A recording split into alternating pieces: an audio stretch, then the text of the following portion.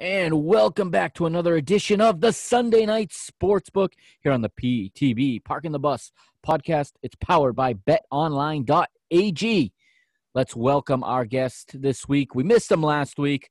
Terrible weather here in New England resulted in him being unable to connect with us last week, but he's back. It's Leo Koukakis from Degens United. Leo, what's up?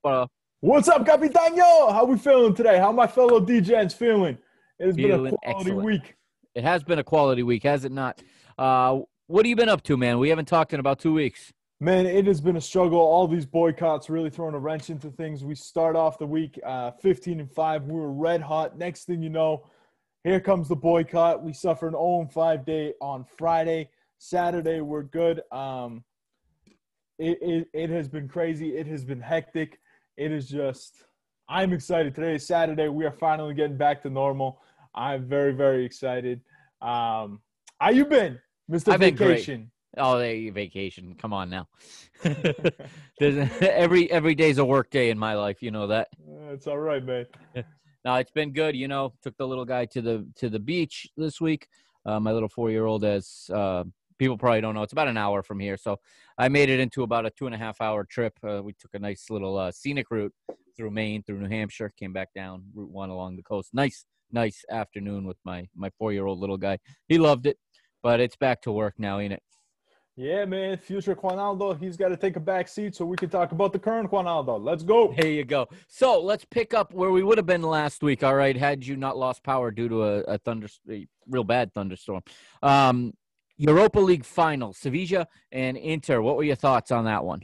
What a crazy game. Lukaku, you've had such a good year. You have finally shut up all those idiots at Manchester United that hated you, and you end up losing on an own goal that you put in on a scissor kick that you had no business sticking your foot out at. You clown. I was all over Inter in that final too. I was stunned, especially with Lucas Ocampos being injured. I didn't think that Sevilla had any type of chance without Lucas Ocampos. Next thing you know, it was just 2-2. It was a hectic game, and then the scissor kick at the end, and I was like, are you kidding me, you clown? Just brutal, but you know what? Sevilla had a fantastic year. They were really underrated in La Liga, especially coming out of the big break. They've been absolutely spectacular. So not a huge surprise that they end up winning it, though. Yeah. I mean, I had said, you know, my mind was telling me Inter were the better team and that they should win, but I learned a long time ago not to count out Sevilla in a Europa League final. They own this competition for whatever reason. Yeah. 6 finals, 6 victories. It's unbelievable, and it's a redemption for Juan Lopetegui, the manager there, after everything he went through, you know, being sacked by Spain on the eve of the World Cup, and then sacked by Real Madrid, 3 matches into his time there. So it's a good moment for him. A lot of good players on that team, but I thought that Inter was gonna – I thought they would have come closer to winning, to be honest. I know it was a close game, but I thought Inter, the way they started the match, Lukaku, you know, putting the ball in the goal right off the bat, and it looked like if Sevilla were not careful, this was going to turn into a blowout early on. But then the tide turned, and it went the complete other way on them. Yeah, I mean, it didn't feel like after that first 5 minutes that Inter was in control of the match at any point. Right. Which was really, really surprising to me because to be fair, in the last couple months of the year, Inter should have been a more defensive team. They have that really, really good center backs. They have a quality goalie. Antonio Conte is obviously known as a defensive manager. But if you look at their numbers over the last couple months after the restart, they were not very good defensively, which I found absolutely stunning. Yeah, I'm not the biggest fan of that 3-man back line.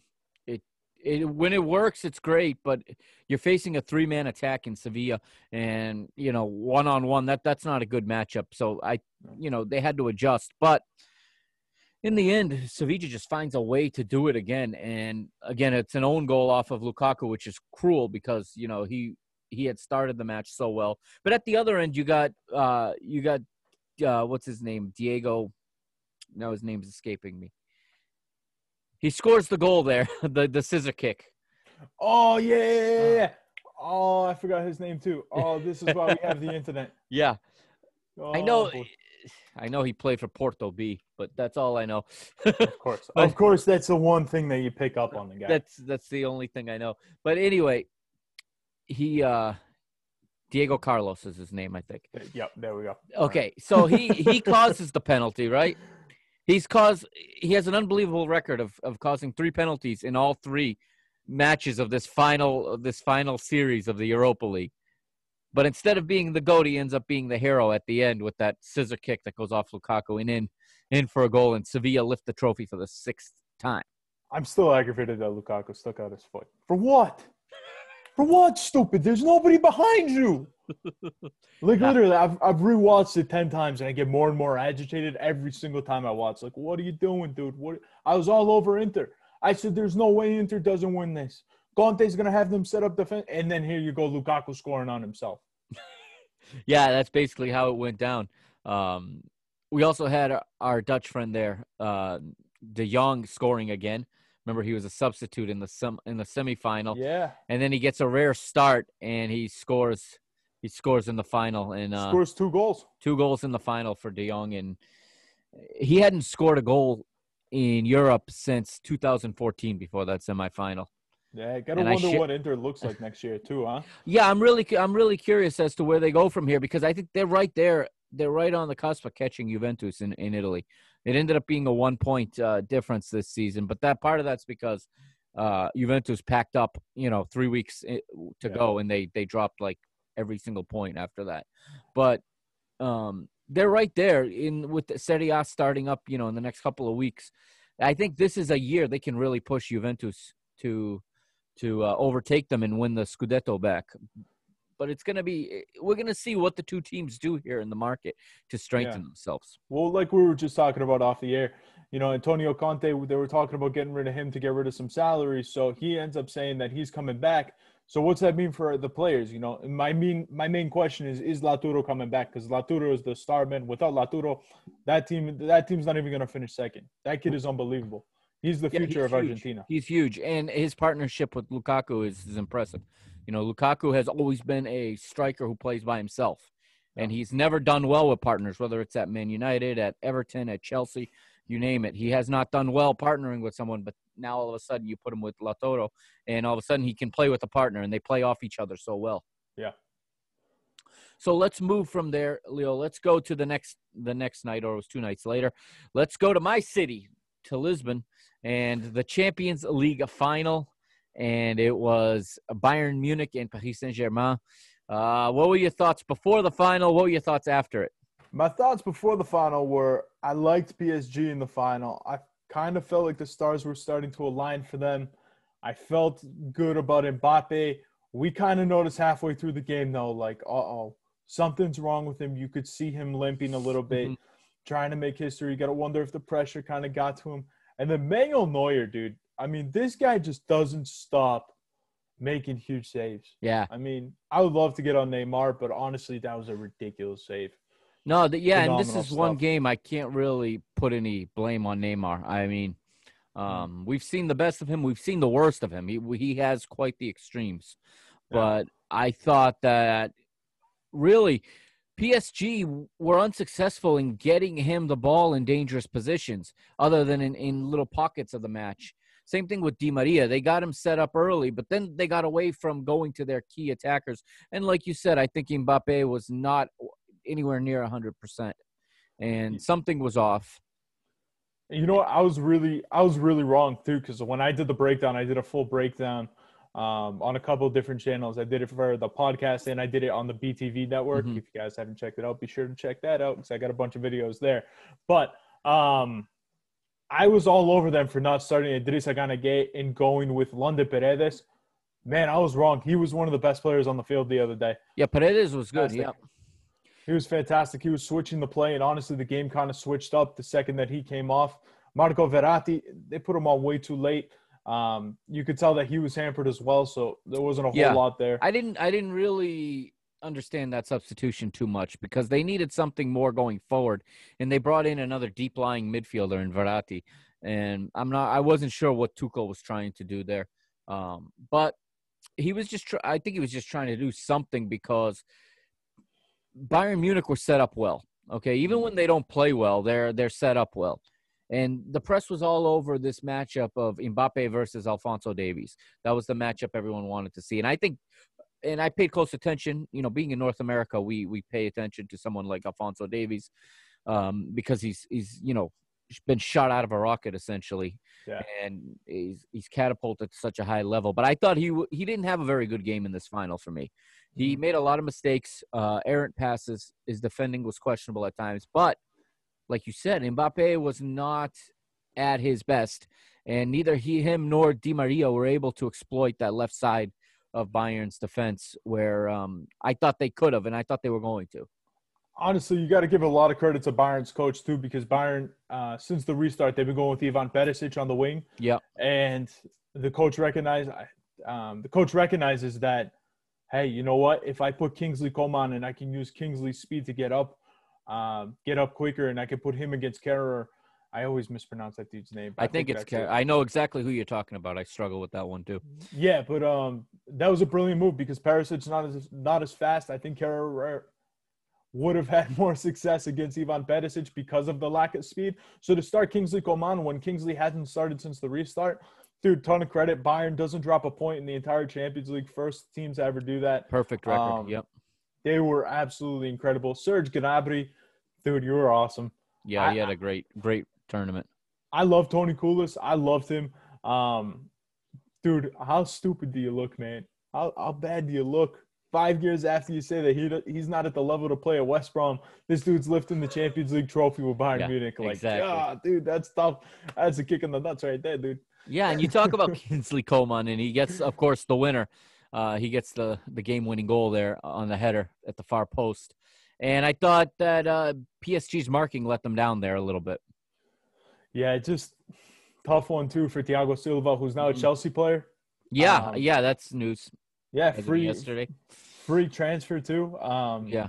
But, yeah, just overall, disappointing game from PSG. But I got to say, I did expect this to be a low-scoring lower scoring than people thought. It was played really, really well. I thought it was a high-quality game throughout. A lot of back and forth, not a whole lot of finishing, but a ton of goalkeeper saves. Keylor Navas had a pretty good game as well. But Manuel Neuer, he stood out. He was the man of the match. He won the game for Bayern Munich, in my opinion. Yeah, he was fantastic. And there's I can think of one play. The ball got in behind the back line, and he's about 40 yards out of his goal, and he comes out and clears it.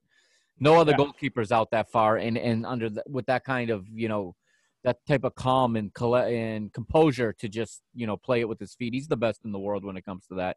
He shows why. Any other goalkeeper, I think that's a breakaway, and it's a whole different outcome. Something else I noticed too. I mean, I've always been a huge Nicolas Sula fan. I love him when he's in shape. Was it just me or he looked really out of shape for that game? He looked like he had an extra 5-10 pounds on him. Well, that explains perhaps why Hansi Flick went with Jerome Boateng to start the match, knowing Boateng hasn't been able to finish a match in a while. Okay, he was pulled from the quarterfinal, and I don't think he even appeared in the semifinal. Boateng, that is, and then he pulls up lame again in the final. So no. He probably was out of shape, and that's probably why Flick went with Boateng and not with him to start the match. I know that he had an injury. I know that we've all put on the Corona 15, but I mean, dude, you're playing in the Champions League final, and you got a little chub on you, bro. Yeah, you got to calm down. Got to go hit the weights, man. Come on, dude. That was tough. I really expected Neymar and Mbappe. Once Sula came in the game, again, this was part of my breakdown. I really expected Neymar, Mbappe, Di Maria to go straight at him. I expected Alphonso Davies to get caught out at some point because that's what he does. Oh, yeah. To Davies' credit, I thought his positioning was fantastic throughout the match. I thought it was a big reason why Nicolas Sula didn't get exposed. Yeah, I'm sure. So, I mean, while that could also be why I'm saying that I didn't see as much from him. His role may have been, his instructions may have been to stay home more and to work more with his defense partner there and not to get caught going forward as much, given the danger that, PSG has in attack. It could have been that the plan for Davies was to not attack as much. I know he gave a few balls away, but he does keep his composure well, and he slides back into position, and he does his job. So he's a very consistent player. And, man, Bayern Munich, are they not just the team everyone wishes their team was? Yeah. I'm not year, saying man. everyone's a Bayern Munich fan, but you can't tell me you don't wish your team was just like them, you know? They do Yeah, everything I right. mean, so much talent. They always work hard. They always and another player that nobody's mentioned that deserves so much credit is Josh Kimmich. Yeah. Dude, what a player, man. How many Mhm. times does this dude step up and score an important goal or set up an important goal? Mhm. I mean, my mind also goes back to the Dortmund game where he chips it over Roman Berkey, who fell asleep. Yeah, I'm irritated. I had Dortmund in that game. But but I mean, every single time Josh Kimmich knows his role. I hate making these kind of comparisons because Philipp Lahm was so great. But honestly, I'm starting to think Joshua Kimmich is better than this guy was. He has been absolutely phenomenal. He steps up in every big game. He deserves so much more credit than he gets. Yeah, no, he's a fantastic player. And again, Bayern just doing such a great job with their young players. Yeah. Ever since Ancelotti left, they started trusting young players. They've come along. They've come a long way, and you can Yeah. see it. And there's really no end in sight to their dominance, if you ask me. I don't see any German team making the kind of moves and the kind of commitment they need to make to catch Bayern. And they're not going to go after – Bayern's not going to go in the market and make huge splashes. But they are going to get the right pieces that they need for their team, and they're going to get great value for every player that they go out and purchase. Yeah, I mean, they're so good across the pitch. I mean, there's not a weakness. You got Neuer in net. Your back line is set up as long as Nicolas Sula drops a few pounds and gets back into shape, which inevitably he will. I'm kind of picking on the guy. But then, you look at them in the center of the field, right in front of that back line. Again, you have Josh Kimmich, who, he's playing right back, but his main position is the central defensive mid. Mm-hmm. And then you still have guys like Thiago and Goretzka. Goretzka can get forward. Thiago underrated player, Goretzka. Yeah, love him. And then you have Thiago, who's like a mini maestro, and he Mm-hmm. understands exactly what the game needs. When you need to push forward, he has the ability to push it. When you need to slow it down, he knows when to take it back. I mean, his IQ is through the roof. I absolutely love Thiago. And they got a guy coming in joining them now that you know very well, don't they? Yes, they do. You better believe it, baby. But yeah, like you were saying, Bayern Munich, there's no end in sight for these guys. They're unbelievable. So where do you see Sané fitting in on this team? Sané, I want you to know, dude, I love you. Okay? You were very underappreciated at Manchester City. I was not one of those that underappreciated you. Okay? I love you, buddy. You were the engine that made that team go. Yeah, Bayern Munich, dude, he's just going to fit in perfectly where Perisic and Coman were. Sané is going to take over that role. He's going to be absolutely brilliant. He's going to become a superstar in the world, and it is going to hurt me every time I watch Bayern Munich because we let him get away. He's phenomenal. He runs all over the pitch. He doesn't stop running. His left foot is magic. He scored so many good free kicks, quality free kicks. He has so much pace to get behind the defense. He understands when to cross, when to go for goal. Again, he's the perfect Bayern Munich player. He's perfect Bayern Munich player. He's going to succeed, and it's going to kill me inside knowing that we let him go. Let's talk about your second club there, your English club. Let's talk about Manchester City for a moment because there's a lot of rumors swirling. Yes, there are. About a certain Argentine that This guy's that a pretty certain good, man. manager, is very keen to work with again. Now, tell me honestly, is it too much to give up Gabriel Jesus, Yes. Bernardo Silva, and who's the third man in that deal? Eric Garcia. Right, to give up those three to bring in Lionel Messi. Don't forget about the $100 million too. And $100 million. And $100 million. Is that too much for Leo Messi? Way too much. Yeah. Way too much. It kills me inside. Messi, oh, man. When the news first broke, my first thought was, man, I wish my father was here to see this because he'd be rolling around because he loved Messi and he hated Manchester City. He used to give me speeches on a weekly basis. Messi never gonna leave Barcelona. Messi never gonna leave Barcelona. Oh, dude. And he hasn't left yet. Let's not get ahead of ourselves. If we're being completely honest, I don't see him leaving Barcelona right now. I honestly don't either. I mean, there's a lot of speculation, but this is the guy who quit international football because he missed a penalty kick in the Copa America final. Twice now? Twice. Yeah. Okay, this is how he reacts to when things don't go well. I'm looking at this and I'm thinking to myself, like, if he doesn't move, this is such a bad look for him because of what Yes, happened on the international level. How it many looks times has he petulant. done this Yeah, with Barcelona? right. He's renewed like every year of his career. They've renewed his contract almost every single summer. He Yeah, got and something like like 13 renewals in 15 years. it kind of feels a little different this year Yeah. because, again, Manchester City have the New York City FC connection. So once I heard that they were talking about after 3 years, they send them over to the MLS to New Yeah, York. yeah. That's when I was like, okay, this is getting serious. This is more than just Messi throwing his weight around.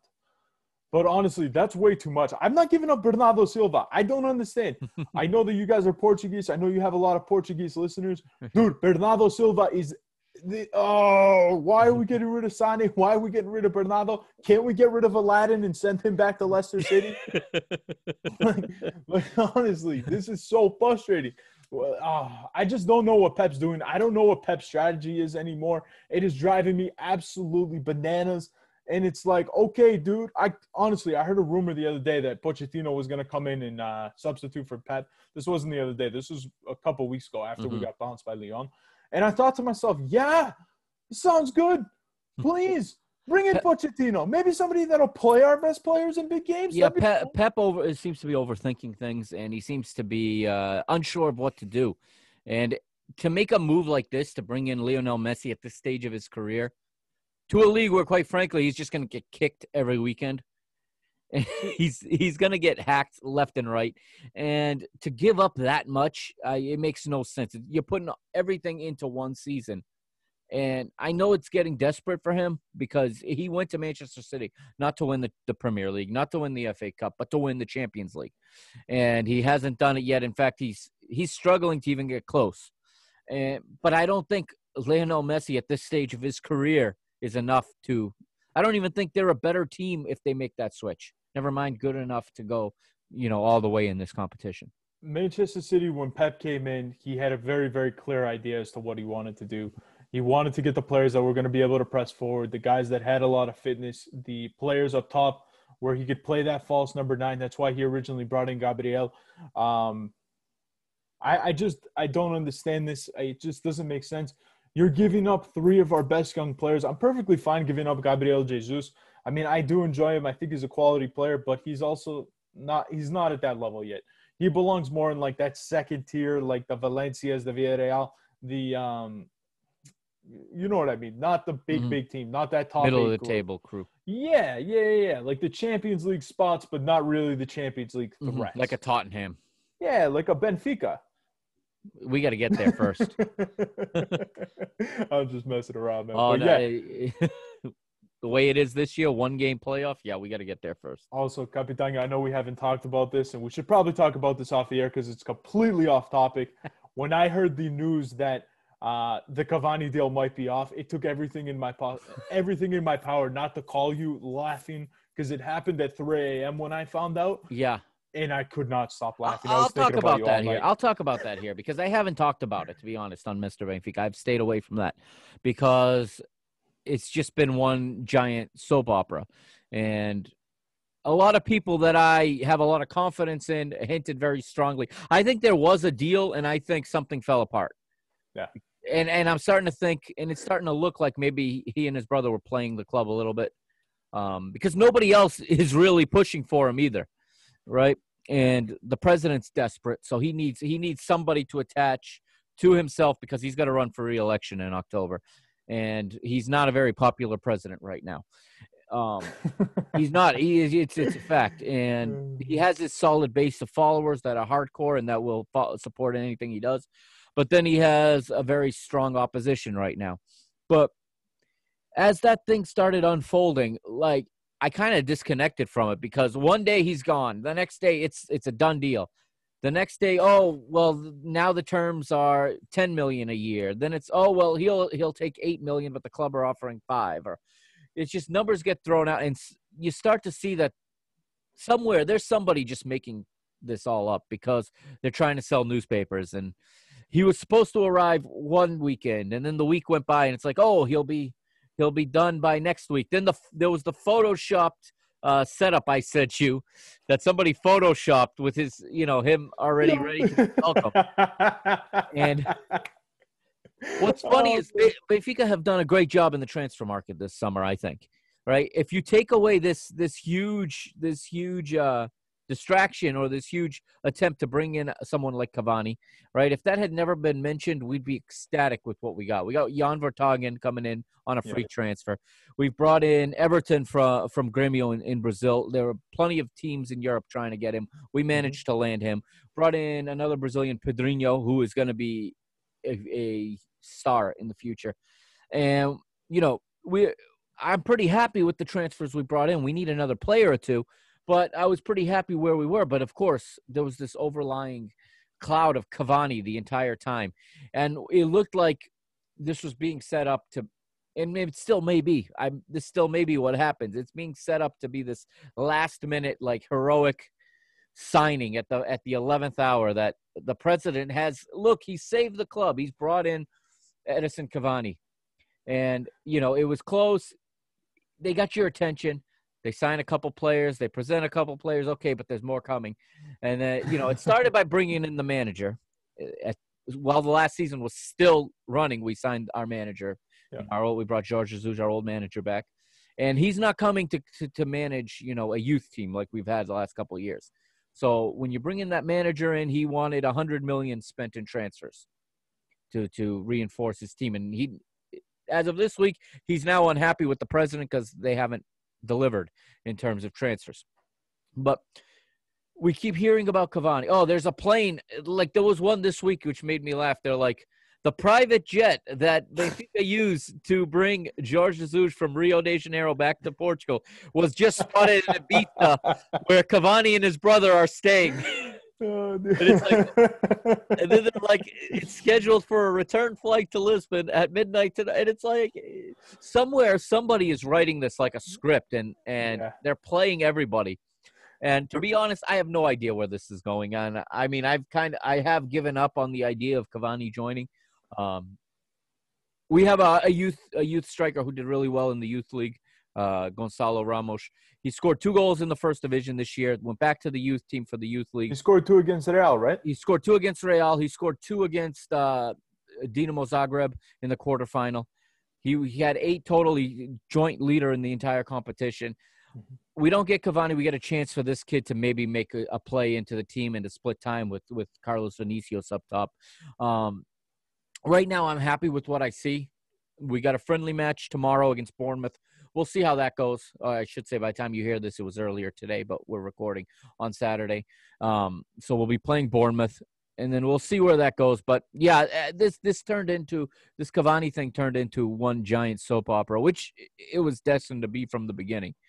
But so the reason that I brought that up was because, I knew you were going to rant on it, and I think it would be kind of fun. But, B, how you feel about Cavani to Benfica is how I feel about Messi to Manchester City. It's kind of the same thing. I feel like things are just getting put out there. Reporters are hearing small little things and trying to make it into a big thing to be the first one that's going to land the story. And agents play with the press in these because they want to drive that price up. So if they can make up that somebody's interested, they'll convince you that you're interested in their player. You know what I'm saying? They'll start the rumor themselves. You'll read like, oh, really? We can get Messi for that? Okay, well, let's have some, and all of a sudden you're interested where it didn't even cross your mind before. Yeah, that's exactly what I'm thinking about Messi. Exactly how you feel against Cavani. That's exactly how I feel with Messi. But, yeah, man, we got a bunch of stuff to actually focus on that's happening this week, too. We do. We got a return to international football for the first time in I don't know how long, a year maybe? When was our last international match day? Back in November, I think. So what are you looking at in the – it looks like it's mostly UEFA Nations League. Yeah, so, I mean, we got the UEFA Nations League back September 3rd. I believe that is Thursday. Yeah. So, there's a bunch of different matchups that I'm looking at. Guys, you're going to notice that I'm going to be looking off to my left. It's because I got all my numbers over here. Yeah, that's why. But for those of you watching on YouTube. Yeah. But the big one on Thursday is going to be Spain against Germany. I actually have a really good play in that one. I have that start also. Yeah, I'm very excited about that one. I'm all over Germany. I think that the German – it's kind of similar to Bayern Munich, how They were embarrassed. Bayern Munich sets up very well. You know what you're going to get from Bayern Munich, and half of the Bayern Munich team is German. Oh, yeah, no doubt. So, I mean, I'm looking at them. I'm expecting big things from Germany coming out of this Nations League. I'm expecting them to start taking this seriously. Spain is definitely on the downfall right now. Yeah, I was You going to look say. at some of these guys on the Spanish team, and I don't know. I still see the Spanish flag, and I still think of the tiki-taka style, the Fernando Torres, David Villa, that stuff. And I know that that's Xavi, many yeah, years ago. Iniesta, yeah, right. Yeah, but it's just like, I don't know. I still kind of see the flag, and that's where my first thought is. Yeah. So, I mean, I'm looking at Germany here, and you're going to get Germany at a pick at -134. I'm all over that play. Also, on Thursday, my Greeks play against Slovenia.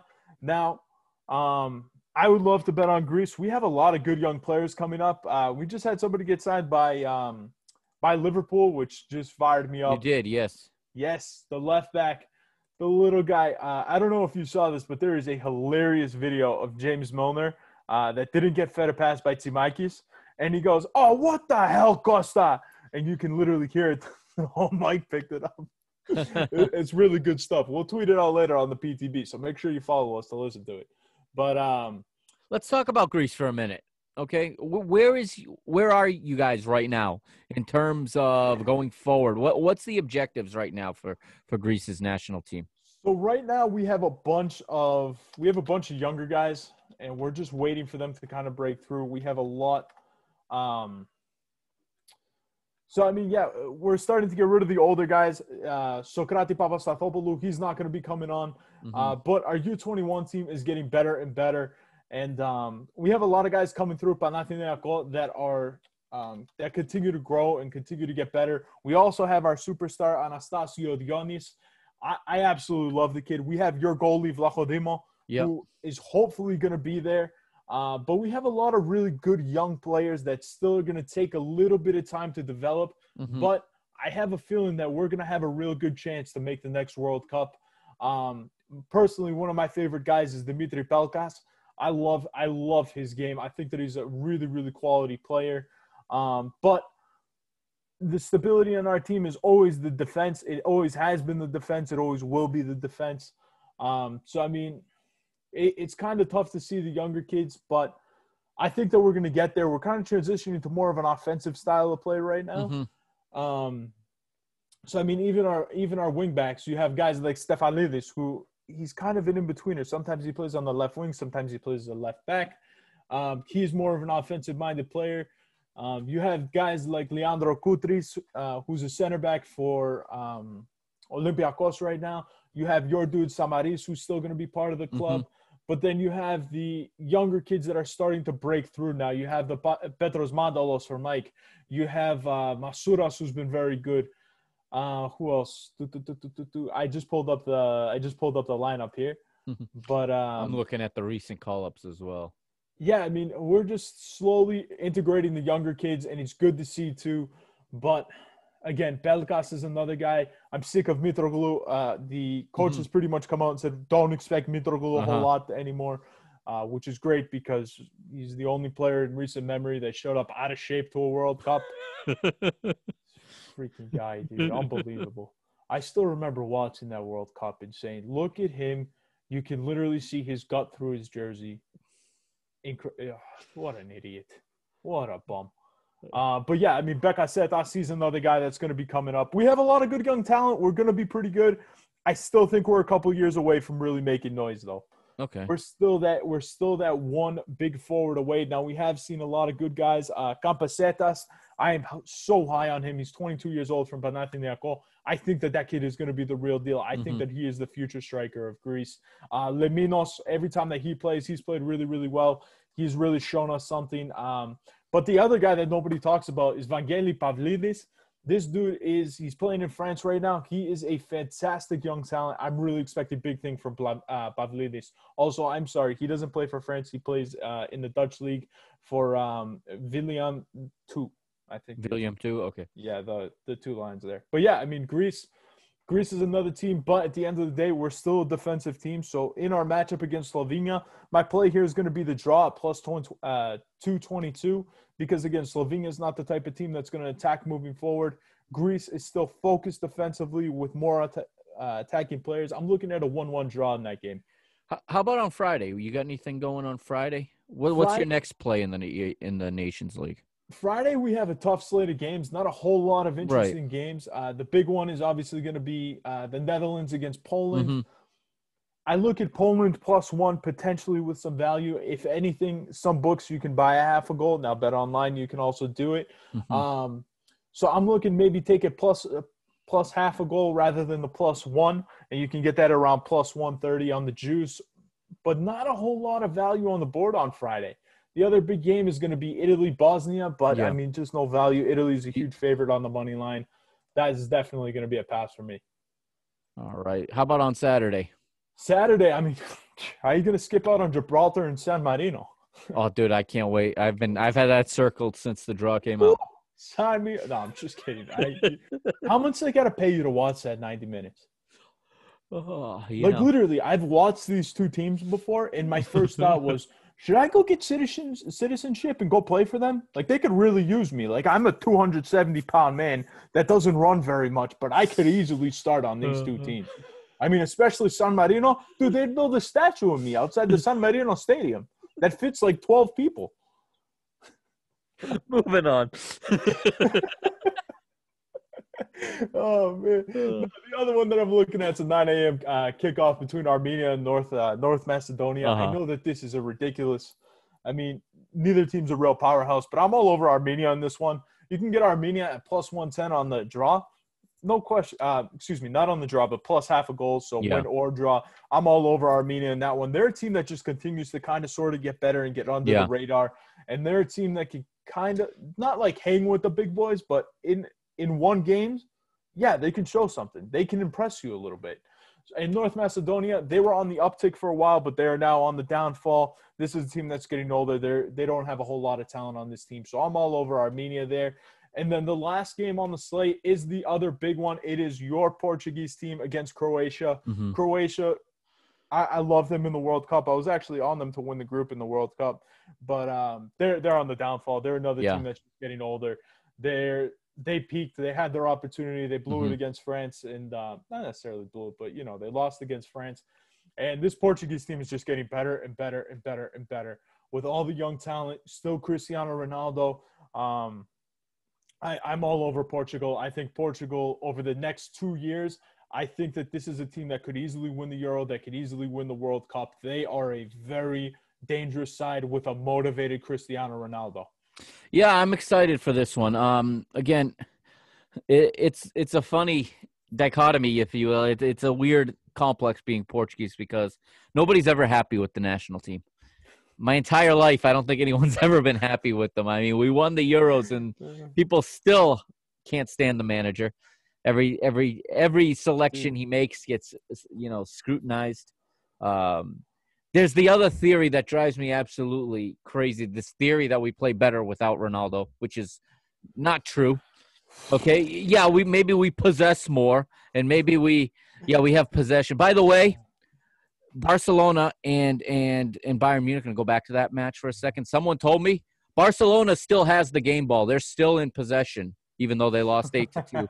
They took it home. They possessed on the plane all the way home. Even though they're on vacation, Barcelona is still in possession. So yeah, man, play a little beach soccer. That's what I think about possession. But yes, you have made that abundantly clear. You are not a fan of that stat. It is not without context. If you're possessing and the other team's attacking third, that's good possession. That's going to lead to something. If you're like a watered down Spain or Barcelona and you're possessing in your middle and defending third, you're not hurting anybody, no matter what the percentage says. But again, the idea that we're better without Cristiano Ronaldo is ludicrous. Okay. Because we lack a true goal scorer still outside of him. All right. We have hardworking forwards that can grind, but we don't have that guy who can, on half a chance, create a goal. I'm really disappointed, by the way, on that topic about Andre Silva. Watching Andre Silva as a youngster, I looked at this guy and said, wow, big striker, a lot of talent. If he could put in the hard work, he's going to be great.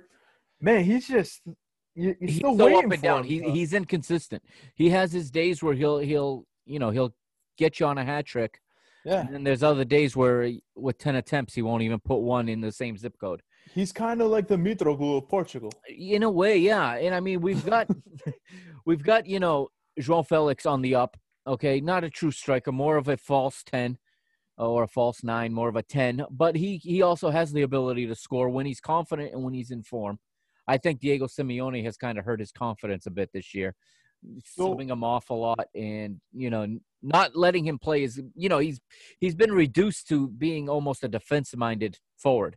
So I'm not expecting him to come into the national team, pair up with Ronaldo, and all of a sudden go back to his 2019 form.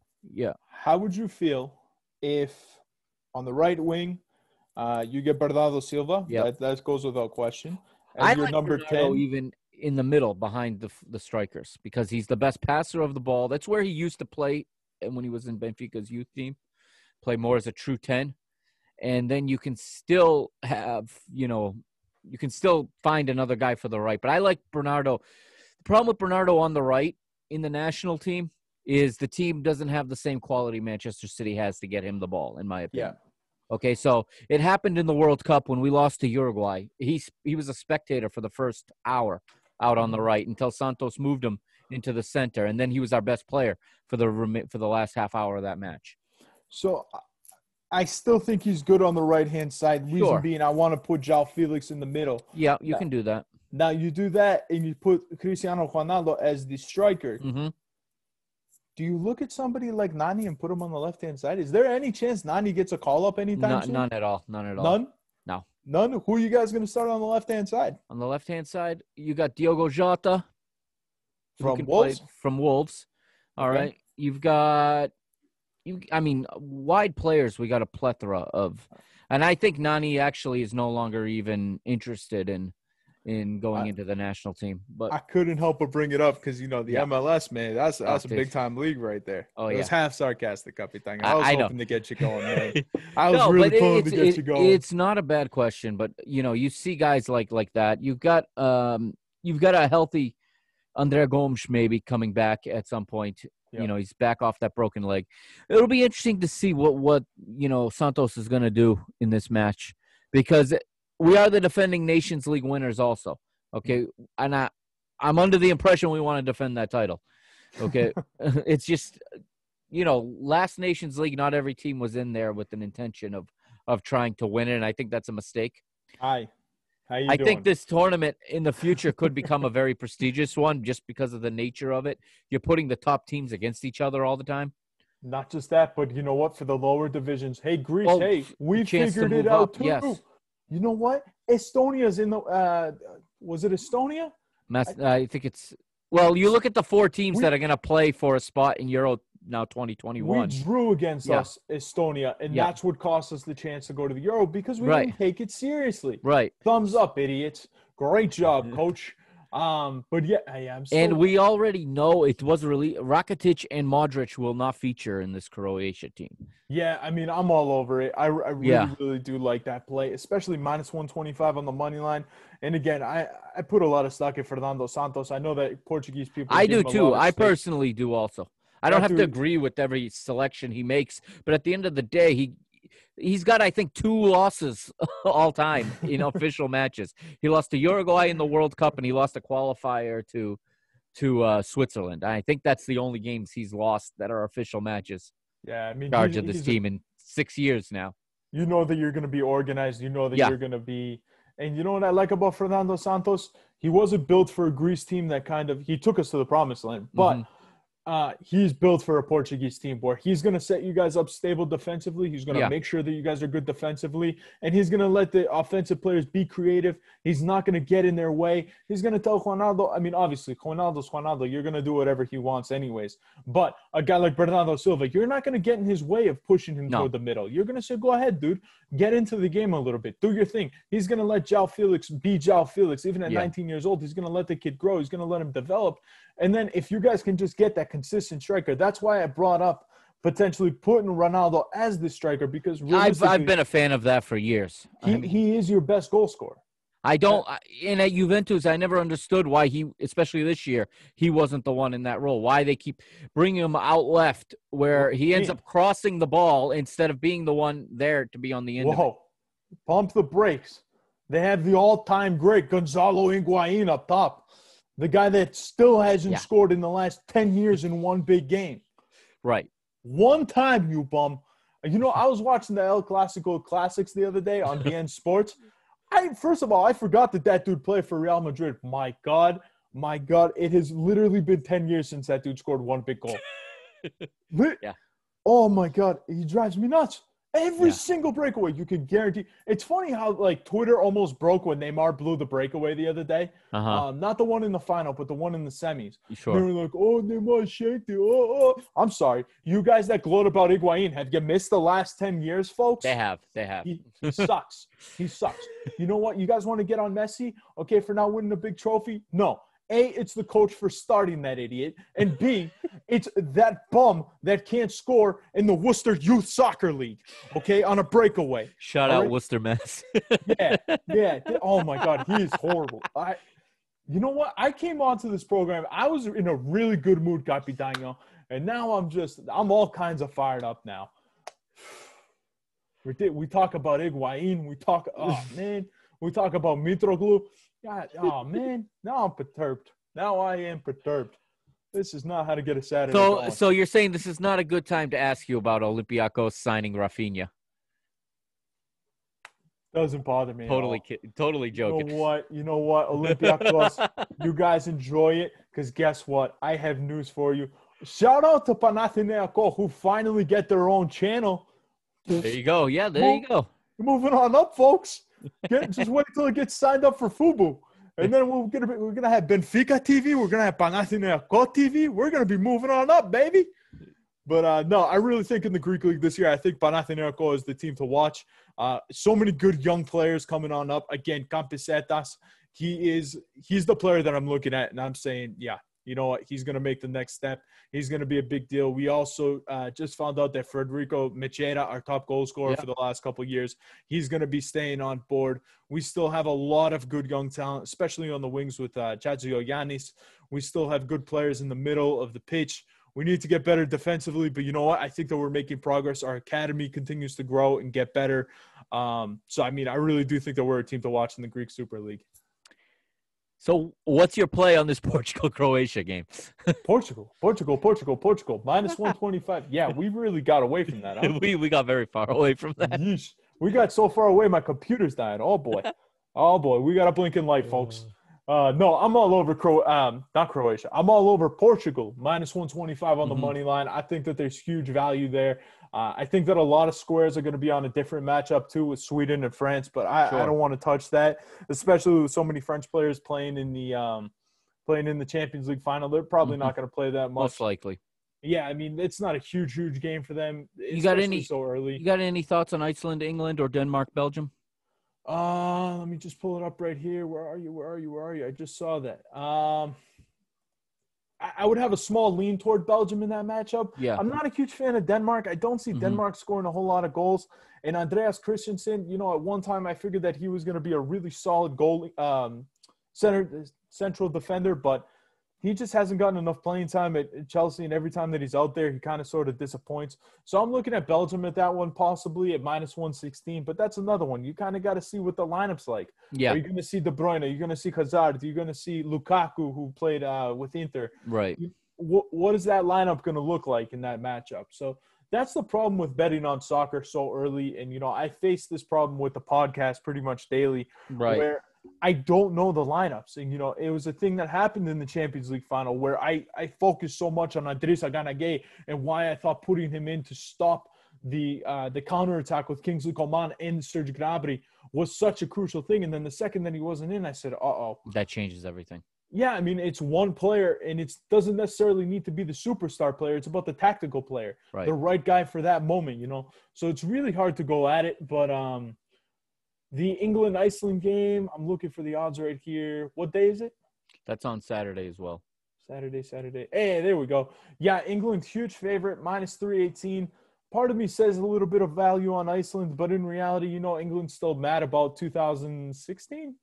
Yeah, and I think Yeah. Iceland is on the decline since then. I think where they peaked at that Yeah. tournament, and it's been almost 5 years. So Kind of the Croatia syndrome. yeah, They made their noise, they got their claps, and now they're on the actually kind of the Greece syndrome too. But but you I just mean, haven't yeah, heard that's you haven't heard of any players coming out of Iceland in the past couple of years. Nothing. There's been no new revelations. The team's just older than they were yeah, I at that mean, you point. still got that guy making movies, the goalie. Yeah. You still have Gudbranson, who I think still at Burnley, Okay. but he hasn't played a ton. Yeah, Aaron Johansson too, but yeah, I'm staying away from that one. Too big of a money line on England. Yeah. Not overly confident, -1.5. I really think that you're going to see some upsets though in the Nations League. It's one of those things where you're going to kind of sort of have to keep an eye on it and see who's going to play, see who's not going to play, who's coming off the bench. So I mean, I'm definitely going to have plays on them every single day. So be sure to listen to the podcast, Yeah. Degens United. I'm going to have updates every single day throughout it. But yeah, I mean, that's kind of sort of what I'm looking at right now. Those are the And plays that I have checked off. there's been a change in the format for this competition too from the last one. It's now 4 groups of 4 versus 4 groups of 3. Right. So it's an extra game. So basically, the next 3 international windows will all be UEFA Nations League matchups, Right. and basically, I think they did that so that Germany wouldn't have to be relegated to League B. To be honest with you, because and Oh, man. Croatia as well, because both of them came in last place in their groups. Yeah, I'm a big fan of I'm a big fan of Germany this week. I really think that that's a quality play. But yeah, I mean, that's kind of what I'm thinking right now. All right. I think that's going to do it for this week, Leo. We've been on for quite a bit here. We will be back next Sunday, so we'll have more Nations League to talk about. Yes, I'm looking forward to it, man. We're going to recap all that. Hey, we got the Community Shield today, too. We got the Community Shield coming. It probably has already started. That's right. Arsenal's up 1-0 at halftime. Degens United all there over we it, go. baby. So, Plus half a goal and to win the cup, folks. So we can we can touch on that next week. So disclaimer to everybody listening, it's not Sunday night yet, even though this is the Sunday night sportsbook powered by betonline.ag. So go over to betonline.ag and get started with our friends there. Leo, tell us what you got coming up this week, and where can our listeners find you? This week, it is another action-filled week. I am all kinds of fired up because guess what? The U.S. Open is starting this week. I do plan on doing a huge breakdown of the first round, all on the men's and women's side. You can either find that probably on our YouTube channel. I do expect to post it there. You can find plenty of videos as well for some extra in-depth analysis on the BTV network. I do tweet them out. I do tweet out about them quite a bit. So be sure to follow me on Twitter as well. It's Degens_United. Love me, hate me, it doesn't matter, guys. Follow me, let me know. I'm dedicated to giving you guys the most information, to giving you guys really quality plays. We're coming off a real bad day on Friday, but looking to get off to a good start here with Arsenal up. So I feel pretty good. It's going to be a good weekend. And then got to focus next week. We have Nations League, the U.S. Open. We got basketball playoffs, hockey playoffs. It is a great time to be a DGen. There is going to be sports literally all day. It is a great, great time to be alive, folks. All right. Thank you, Leo, for joining me again this week on the Sunday Night Sportsbook, powered by betonline.ag. And we'll see you next week. Capitano, it's been an absolute pleasure, my friend. All right. Have a good one. We'll be right back here on the Parking the Bus Network with the Parking the Bus podcast, episode 10.